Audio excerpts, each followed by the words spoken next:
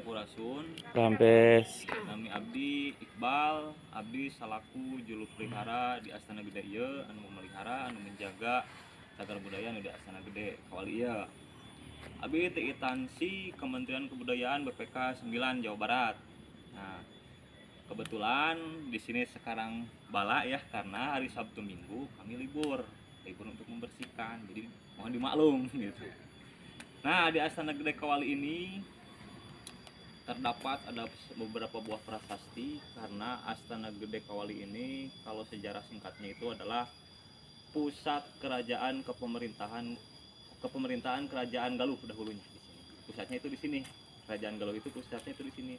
Dan ada beberapa bukti seperti prasasti-prasasti ataupun cagar budaya yang lain seperti batu dolmen ataupun menhir di sini. Dan Astana Gede Kawali itu kalau diartikan Astana Gede Kawali itu adalah makam besar atau tempat besar. Nah, Astana Gede Kawali ini luasnya itu ada 5 hektar. Dan di sini ada 6 buah batu prasasti, ada 2 buah batu menhir, dan ada batu dolmen, dan ada makam punden, dan ada mata air Cikawali. Nah, untuk menceritakan lebih lanjutnya, lebih enaknya kita susuri satu persatu gitu. Oke, Siap. Kasih. Di sini ada cagar budaya, namun ini bukan batu prasasti. Kenapa ini cagar budaya? Karena ini disebut batu dolmen. Batu dolmen itu adalah batu yang seperti meja, yang dahulunya tempat singgahnya ketua-ketua suku ataupun tempat persembahan masyarakat kepada leluhur dengan mempersembahkan sesajen atau apapun itu. Namun di sini tuh ini disebutnya batu kursi karena ada senderan. Dan ini dahulunya tempat penobatan atau pelantikan raja-raja Galuh. Nah, dahulu itu kalau menjadi raja Galuh itu dilantik dan dinobatkannya itu di sini. Atau dijabat kalau zaman sekarang. Nah, pada era dijabat di sini yang terakhir itu adalah Prabu Sri Baduga Maharaja, Prabu Pemana Rasa. Nah, dahulu ini terakhir dijabat di sini. Sebelum pusat kepemerintahan Galuh pindah ke Bogor. Dahulu itu di sini sebelumnya. Nah, sekarang kalau ada yang ditanyakan boleh. Ini mendapatkan rezeki ataupun apapun. Jadi makanya banyak yang mengangkat lalu dijatuhkan, jadi terbelah seperti ini. Nah, dahulu belum dilindungi oleh Kementerian Kebudayaan, makanya dahulu itu belum dipagar ini. Kalau sekarang sudah dilindungi dengan ketat gitu, dipagar, dikunci. Orang-orang tertentu yang bisa masuk gitu. Berarti tidak murni ya, Pak? Iya, dulunya begini tapi ini ada sesuatu tambahan, ini bukan. Ya udah. Nah, di depan saya ini ada sebuah cagar budaya, namun ini bukan batu prasasti, tapi ini disebutnya itu batu menhir. Batu menhir itu ciri-cirinya batu yang seperti tiang memanjang. Nah, dahulunya tempat persembahan masyarakat kepada leluhurnya, dan bisa jadi di bawahnya itu tempat disemayangkannya seorang leluhur. Nah, di sini itu disemayangkannya Putri Diah Pitaloka yang gugur dalam perang Bobat atau disebut Citra Resmi. Dan ini juga bisa disebut batu cermin atau batu penggendengan karena ada airnya. Nah, karena disebut batu cermin karena ada airnya. Dahulu itu cerminnya itu seperti ini. Jadi dahulu belum ada cermin, jadi dilihatnya dari pantulan air ataupun untuk melihat waktu, melihat ke matahari lewat pantulan dari air itu biar enggak terlalu silau. Dan di sini ada segitiga. Segitiga itu berarti bisa jadi lambangnya Siliwangi yang artinya Silihasa, Silihasi, Silihasi. Oh gitu. Luar biasa. Nah, kalau kalian sudah membaca tentang sejarah perang Bubat, ini adalah putri oleh Hayam Wuruk Raja Majapahit. Karena keguguran beliau, ada dahulu itu ada undang-undang yang dimana orang Sunda gak boleh nikah sama orang. Oh iya. Jangan nanti dia. Nah, setelah ini gugur dan ayahnya dan ibunya, Prabu Wastukencana adik beliau tidak ikut ke medan perang. Nah, waktu Prabu Wastukencana menjadi raja meneruskan ayahnya, dia membuat undang-undang ke pemerintahan bahwa orang Sunda nggak boleh menikah orang Jawa. Terjadilah konflik yang sangat lama sekali. Tapi sekarang udah bebas ya, Pak? Sekarang udah bebas, itu cuma mitos. Iya. Ini disebutnya batu prasasti menhir. Kenapa disebut batu prasasti? Karena ada tulisannya. Tulisannya di belakang di sebelah sini. Nah, tulisannya itu kalau dibaca Sanghyang Linggahyang, yang artinya adalah penghormatan untuk saudara laki-laki. Yang disembahyangkannya di sini adalah seorang laki-laki. Dan ini adalah ayah dari Putri Dyah Pitaloka. Disebut Prabu Linggabuana atau Prabu Wangi, yang harum namanya waktu perang Bubat. Yang dimana anak-anak atau turunan-turunan beliau yang menjadi raja disebut Siliwangi. Kalau Siliwangi itu diambil dari Prabu Wangi namanya. Makanya Siliwangi itu ada beberapa, ada Siliwangi 1, Siliwangi 2, dan Siliwangi 3 yang terkenal. Itu hanya panggilan masyarakat Sunda ke rajanya. Kalau di luar Sunda itu nggak ada Siliwangi, kata para ahli. Jadi Siliwangi kalau di luar wilayah itu sebutnya nama doang gitu, seperti Raja Pamandarasa atau Raja Wastukencana. Kalau di Sunda itu gelar gitu, panggilan kehormatan karena ayah beliau Wangi gitu, harum di perang Bubat, yang lebih baik mati daripada tunduknya ke Majapahit. Dan di sampingnya juga ada sebuah batu prasasti, karena finisinya sudah terlihat ya, ada tulisannya yang dibaca Sanghyang Linggabimba, yang diartikan bahwa penghormatan untuk saudara perempuan, yang dimana yang disembahyangkannya di sini adalah seorang perempuan. Ini adalah permaisurinya dari Prabu Linggabuana, ibu dari Mitra Resmi tadi, Ini bisa disebut batu penyandaan. Dan dahulu konon katanya kalau seorang ibu kalau sudah melahirkan suka menyanda di sini, menyender di sini. Sampai sekarang mitosnya masih terselubung kalau orang-orang yang ingin menikah atau melahirkan, ingin punya anak, suka berikhtiar di sini gitu, tawasul di sini. Mungkin dahulu ada adat istiadat syarat seperti kalau melahirkan. Kalau sekarang kan tabur atau apapun, mandi ke sebelum nikah gitu. Ke dokter sekarang. Cukup. Nah, ini tahun 14 prasasti di sini umurnya. Berarti dulunya kita termasuknya itu ya kebanyakan Hindu Buddha ya sebelum Islam masuk ya. Ini sebelum jauh ini. Sebelum ada Hindu Buddha malah. Sebelum ada Islam di sini. Belum ada Indonesia. Sebelum iyalah. Sebelum ada Hindu Buddha berarti. Sebelum ada Hana lahir. Menurut peneliti bahwa di sini tuh tempat disimpannya Abu Jasad. Abu Jasad, jadi belum masuk Islam di sini. Kan waktu tragedi Islam itu waktu Siliwangi ya, Pamanarasa, yang menghilang kalau menghilang itu nggak tahu di mana. Film. Jadi kalau Prabu Wastukencana kakeknya dan Prabu Siliwangi Pamanarasa itu menghilang gitu. Kalau Siliwangi kan terakhir menghilang di Sancang gitu. kalau itu Raden Kian Santang pernah ada sejarah nggak sih? Nah, kalau Raden Kian Santang bukan eranya di sini gitu, Oh. era baru di Bogor. Jadi saya menceritakan khusus yang di sini.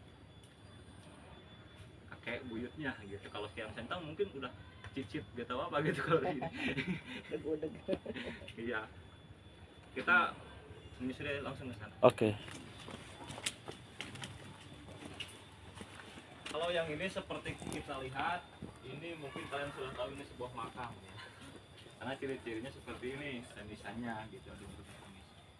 Nah, makam ini panjangnya itu 5 meter, dan ini adalah makamnya Pangeran Usman. Beliau adalah utusan dari Kesultanan Cirebon untuk nyebarin agama Islam di Kerajaan Galuh ini. Jadi kan waktu Islam pertama itu masuk ke Cirebon. Nah, jadi Cirebon mengutus beliau untuk nyebarin agama Islam di Kerajaan Galuh.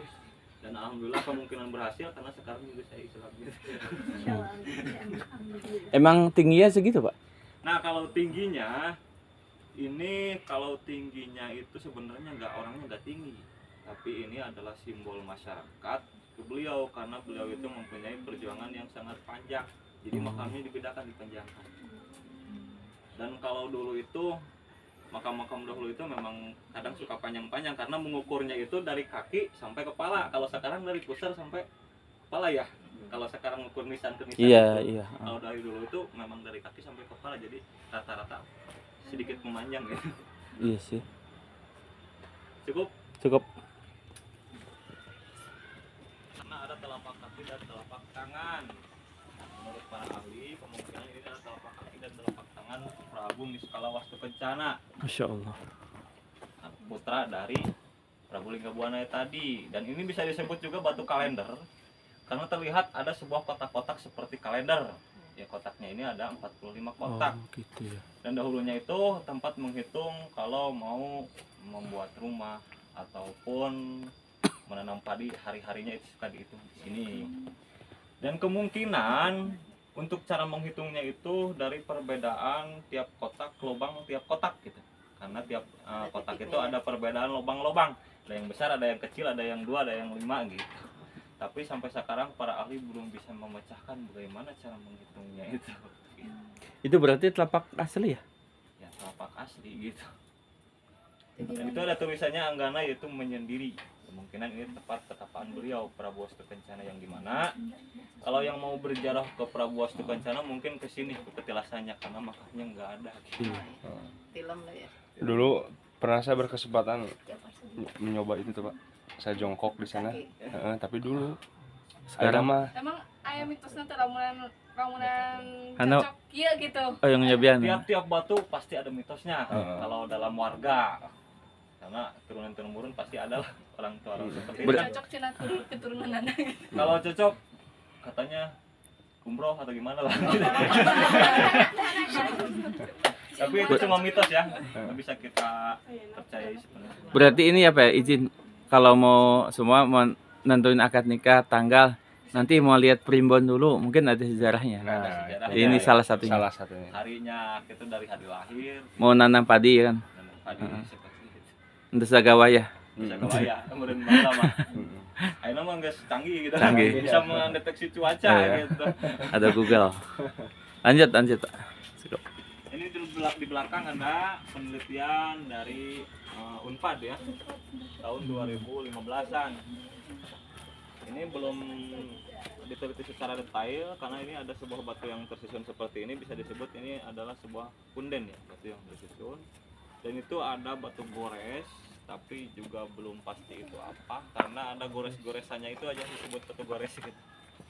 Itu pindahan dari mata air Cikawali, dipindahkan ke sini. Berarti ini masih membuka peluang ada penemuan baru ya. Kemungkinan banyak. Oke, cukup ya. Cukup. Bisi Payadin badai meneliti. Aya di Bangsal di Lembur Abi aya nu 6 yang kemungkinan terakhir ditemukan gitu. Karena menurut cerita ini ditemukannya itu terlihat ujungnya saja sebelah sini. Dan di sini juga ini adalah amanat dari Niskala Wastukencana dahulu. Kalau diartikan ini adalah orang di kota ini jangan berjudi. Kalau berjudi bisa sengsara. Kata beliau seperti itu. Dan di sini juga ada sebuah lambang. Mungkin kalian gak aneh ya melihat lambang seperti pojokan di sana. Ini lambang Galuh. Nah, Ciamis itu mengambil lambang itu dari batu ini. Kalian udah tahu ya dari boros-boros pejabat ataupun taman gapura Ciamis pasti ada lambang Galuh. Itu diambilnya dari batu prasasti di Asia. Kayak arah mata angin ya, Iya. mirip ya. Kemungkinan itu bunga-bunganya itu sepertinya bunga teratai. Cukup. Cukup sih.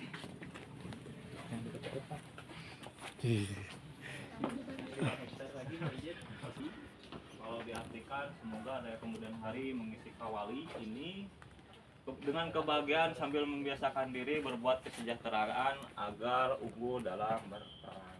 Ini adalah mungkin amanat-amanat nasihat-nasihat dari Prabu Niskala Wastu Kencana.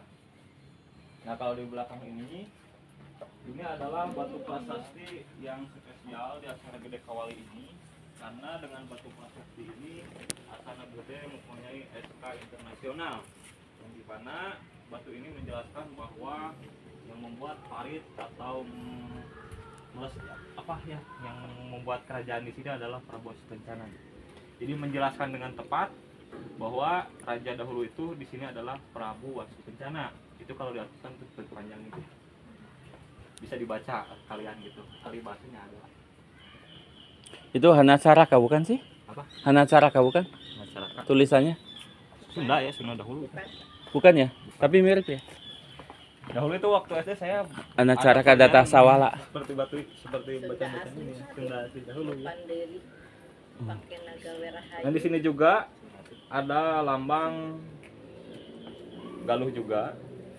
Dan kalau kalian lihat logo Ciamis itu di bawahnya itu ada Mahayuna Ayuna Kedatuan, itu juga diambil dari. Nah itu artinya apa tuh Pak?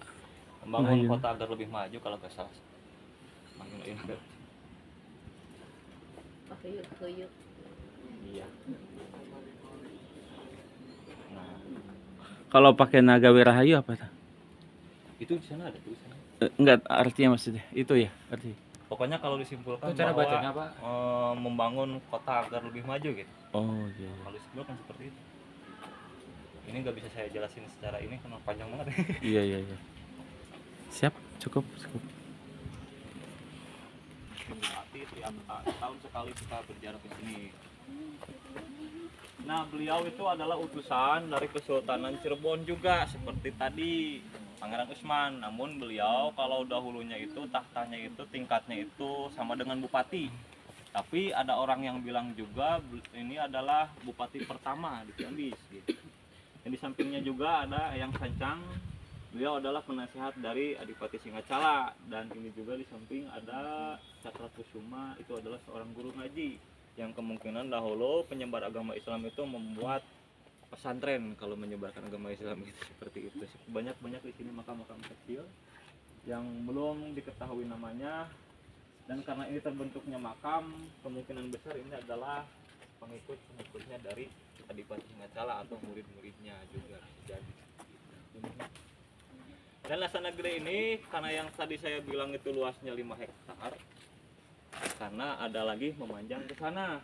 Nah di ujung sana ada beberapa lagi, ada mata air lah kalau mencoloknya di sana itu, tapi ada alun-alun Sarwasesa atau penelitian juga di sana gitu, seperti tadi gitu. Mau ke sana boleh gitu? Boleh. Oke. Kian Santang.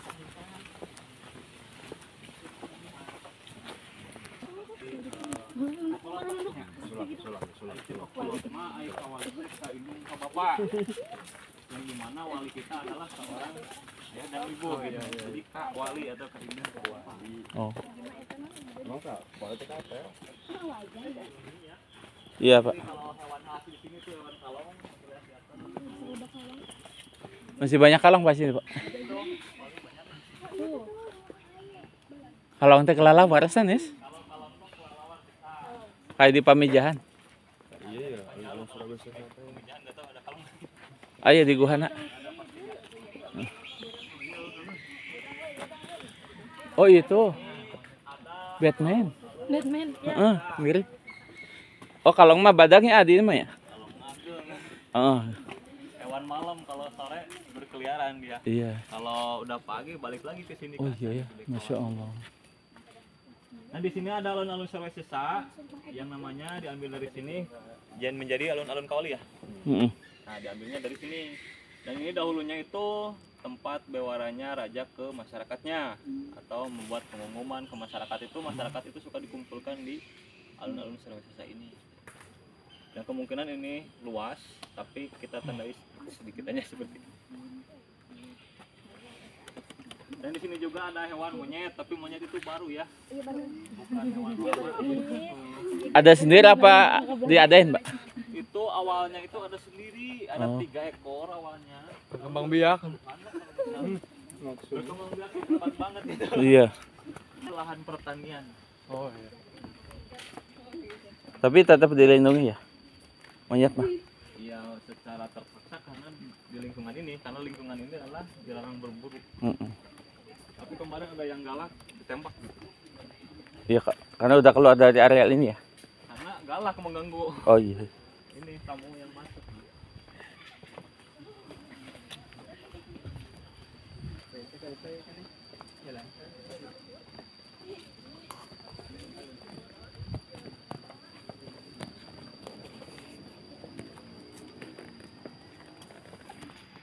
Sejuk. Dulunya si Amis sejuk. Iya. Banyak pohon. Ciamis itu kan kata orang diambil itu karena airnya yang manis gitu. Mm-mm. Ciamis. Namun namanya dahulu kan Galuh, tetap Galuh. Iya. Tapi ada berita mau dipulangin namanya ke Galuh itu nggak bisa gitu. Budayawan ingin pulang lagi namanya ke Galuh gitu. Iya. Tapi karena Galuh adalah artian orang sangat pekat dengan kehinduan, makanya tidak diizinkan. Apa baiknya nggak setuju ya? Lebih baiknya nggak setuju. Oh, Tapi kalau menurut sejarah, kayaknya Galuh gitu. iya. Karena awal mulanya Galuh. Cikawali.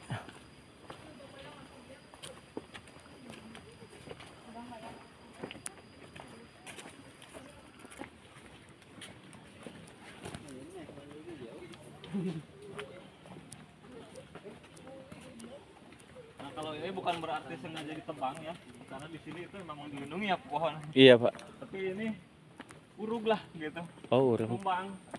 Jadi Oh menghalangi jalan, maka saya dan rekan-rekan mau tebang. iya iya.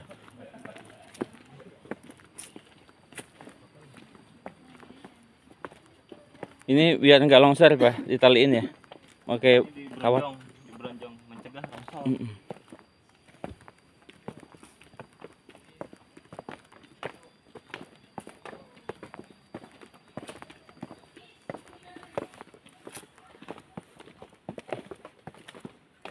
Wah, ini ada mata air kawan.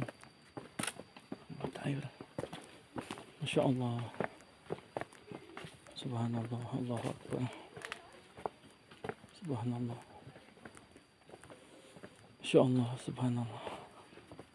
Ini sejak pisan ya Allah. Nah tentis, Mm-mm. Kayak enak dipakai mandi Pak. ya enak pakai mandi. Ada bumbu-bumbunya sengaja ini nggak ditebang, Iya iya. karena biar sejuk aja, biar enak, Benar. biar asri. Karena juga orang tua dulu kan membuat aturan itu dengan cara membuat pamali kalau dalam. Iya. Nah di sini ada mata air Cikawali. Mata air Cikawali itu tempat pemandian warga keraton seperti Putri Dias Pitaloka tadi. Mm-mm. Suka mandi di sini. Dan di sini juga ini airnya sedikit keruh, kemungkinan tadi banyak tamu ada yang turun. Kalau ada saya penjaga pasti di mana? Ya mungkin nggak ada siapa-siapa di sini karena lagi libur. Nah di sini juga ada tradisi yang dinamakan tabur. Tabur itu menaburkan uang koin. Nah tradisi itu sudah turun temurun karena saya pernah membuktikan, karena saya adalah juru pelihara di sini, saya pernah membersihkan air ini, sampahnya saya angkat dan saya mendapatkan koin-koin yang sangat lama banget, Mm. koin-koin yang berlubang atau tahun-tahun lama gitu. Nah dengan bukti itu saya percaya bahwa tradisi itu memang turun temurun dari dahulu gitu. Dan di sini juga airnya ini bisa dipakai sebagai memandikan pusaka gitu, ataupun dengan hajat-hajat pribadi yang sangat banyak. Tadi seperti ada mitos jaga gitu. Iya iya. Mitosnya sangat banyak di sini, seperti kalau untuk wanita untuk kecantikan, kalau untuk pria untuk ketampanan, atau gangguan-gangguan dari gaib ataupun apapun itu menurut kepercayaan masing-masing juga. Iya. Dan ada juga orang-orang banyak datang ke sini itu mengambil airnya doang gitu. Jadi dari gerbang ke sini bawa kompan kadang 10 ngambil airnya udah diambil aja gitu seperti itu. Ya kemungkinan nggak tahu lah kebutuhannya untuk apa gitu. Dan di sini karena ada bak, di sini boleh mandi gitu, boleh mandi di bak. Cuma aturannya harus disiuk gitu. Harus disiuk, ada kan siuk di sini. Harus disiuk, jangan diturunin. Tapi ini pasti ada yang nurunin. Biasanya ini Berarti diet apa ya? ini dalamnya kemungkinan 1,5 meter, namun dalamnya itu lumpur kebanyakan. Lumpur. Dahulunya ini belum diberonjong seperti ini ya, karena ini termasuk oleh instansi dinas pariwisata juga, karena untuk mencegah longsor untuk kenyamanan pengunjung juga. Enak sih di sini, boleh kalau mau mandi silahkan. Mau cuci muka mau apa silahkan, tapi hati-hati kalau ada susuknya ya. Coplok.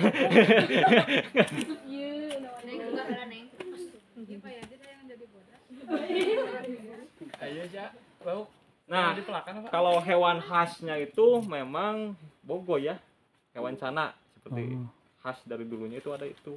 Kalau hewan-hewan itu ikan-ikan seperti ikan kancra itu memang dipelak gitu, oleh tamu.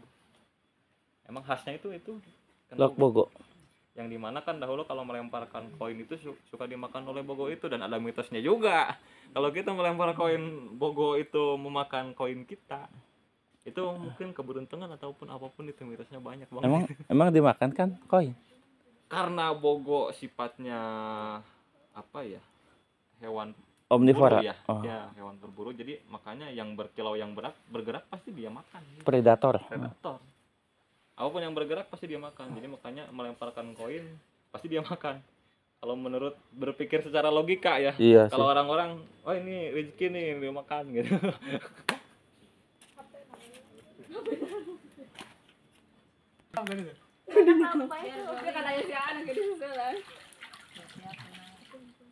Berkah.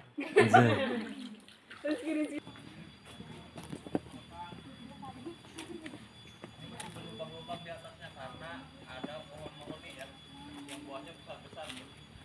Pohon-pohon harus diganti. Di tempat pertemuan apa, Pak? Ini pesanggerahan itu mungkin tempat singgah. Oh. Kemungkinan juga tempat singgahnya Pangeran Usman atau siapapun itu. Belum tepat sih kalau tepat seperti ini sudah. Iya. Beda dengan batu prasasti ya. Kalau batu prasasti itu kan nomor 1 yang sangat jelas menjelaskan tentang sejarah. Itu sudah nomor 1 di dunia, tingkat 1. Kalau kedua kan bisa candi atau patung, itu kita cukup sulit gitu ya. Iya. Menjelaskan sejarah dengan melihat sebuah patung gitu ataupun candi. Kalau batu prasasti itu cukup kita bisa artikan gitu, sudah bisa tepat gitu. Iya. Dan di atas juga ada penelitian, boleh kita ke atas boleh gitu. Tadinya sih awalnya saya gak saranin, tapi boleh dari luar ya. Karena di atas bangunannya sedang mau roboh juga. Dahulu playing kita pohon ini, pohonnya udah ditumbang. Iya. Tuh sampai pohon besar di tengah itu. Sebesar itu ya.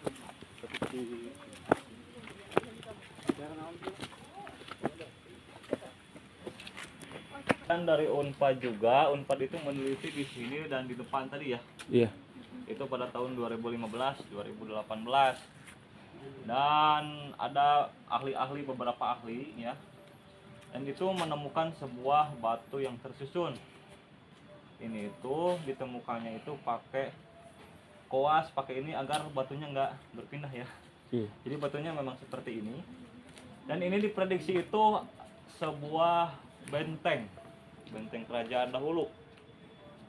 Menurut para ahli, katanya ini prediksinya itu memanjang ke arah Gunung Sawal. Dan ini juga penemuan baru, namun sudah banyak mitos-mitos di sini seperti kalian lihat ya. Banyak bekas-bekas dupa gitu, bekas. Tapi ini kan belum jelas tahu siapa ini di sini gitu. Nggak ada makam, nggak ada apa, tapi orang Tidak dilanjutkan penelitian apa memang menunggu? tidak dilanjut. Tapi mungkin terlihat itu buatan manusia ya, bukan buatan alam karena terlihat banget tersusun gitu. Mungkin orang-orang dahulu. Dan ini juga Bali juga sering ke sini ya, beribadah di sini. Gak tahu gimana gitu, mungkin ada sejarahnya tapi belum tepat sih sejarahnya apa karena ini penemuan sangat baru gitu. Sesuatu peninggalan dengan melihat batu yang sedikit tersusun gitu, ataupun jenis-jenis batunya Ali itu sudah mengetahui gitu. Masih ada, kalau di Astana Gede kemungkinan cukup sampai di sini kalau peninggalan-peninggalan, dan ada juga makam-makam di sana. Tapi kalau makam-makam sih cuma makam sama makam penyebar agama Islam ya. Ada 2 lagi di depan dekat ke hati tadi.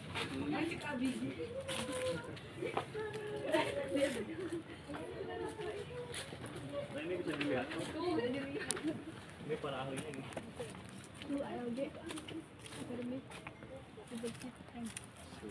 Jangan lupa kalau Batavon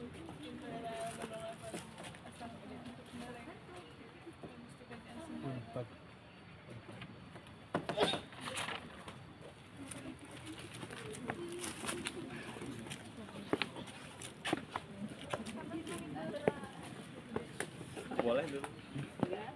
Takut ada ketinggalan nanti.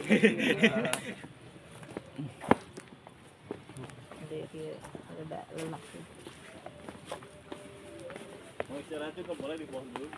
Iya, Pak.